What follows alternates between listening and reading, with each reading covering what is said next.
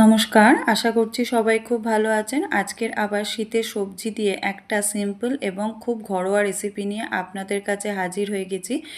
এখানে দিয়ে দিলাম কড়াই 2 চামচ সাদা তেল। তেলটাকে খুব ভালো করে গরম করে নেব। করে নিয়ে ফোড়নে দিয়ে দিলাম 2টো শুকনো লঙ্কা, 1 চামচ গোটা জিরে আর হাফ চামচ হিং দিয়ে খানিকক্ষণ নাড়াচাড়া করে নেব যতক্ষণ না পর্যন্ত জিরেটার সুন্দর একটা গন্ধ ছেড়ে আসে।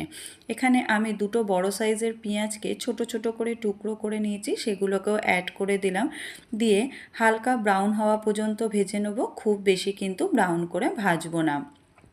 পেঁয়াজটা দেখুন আমার হালকা ব্রাউন হয়ে ভাজা হয়ে গেছে। তার মধ্যে দিয়ে দিচ্ছি 2টো বড় টমেটোকে আমি ছোট করে টুকরো করে নিয়েছি।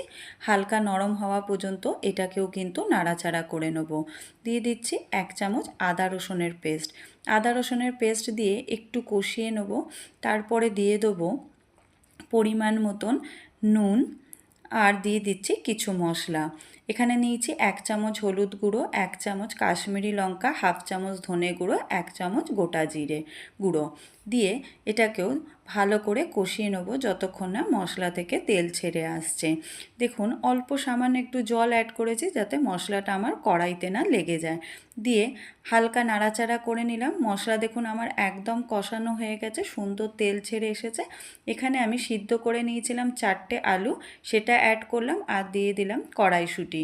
দিয়ে এটাকেও ভালো করে কষিয়ে নেব, কিন্তু খুব বেশি নাড়াচাড়া করব না যেহেতু আমার আলুটা কিন্তু সিদ্ধ করা। অল্প সামান্য নাড়াচাড়া করে নিয়ে দিয়ে দিলাম 1 কাপ গরম জল। গরম জল দিয়ে সেটাকে ভালো করে আলু আর কড়াইশুঁটির মধ্যে নাড়িয়ে নেব। নিয়ে দেখুন আমার গ্রেভিটা একদম ভালো করে ফুটে উঠেছে। এর মধ্যে অ্যাড করলাম 1 চামচ আমচুর পাউডার। আমচুর পাউডারটা দিলে কিন্তু তরকারির টেস্টটা ভীষণ ভালো হবে আর গন্ধটাও ভীষণ ভালো ছাড়বে। তরকারি কিন্তু আমার একদম তৈরি হয়ে গেছে। এখানে আমি 4টে কাঁচা লঙ্কাকে কুচো করে দিয়ে দিয়েছি, আপনারা যেরকম ঝাল পছন্দ করেন সেই অনুযায়ী দেবেন। আর দিয়ে দিলাম ফ্রেশ ধনেপাতা কুচি।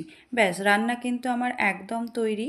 এই তরকারিটা কিন্তু খেতে রুটি, পরোঠা সবের সাথেই ভালো লাগে। লুচির সাথেও আপনারা কিন্তু এটা খেতে পারবেন, টিফিনেও এটা ব্যবহার করতে পারবেন আর রাত্রেও কিন্তু এই তরকারিটা আপনারা রান্না করে নিতে পারেন।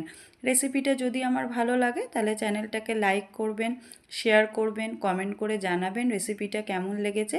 আর আমার চ্যানেলে নতুন বন্ধু হলে চ্যানেলটাকে সাবস্ক্রাইব করার অনুরোধ রইল।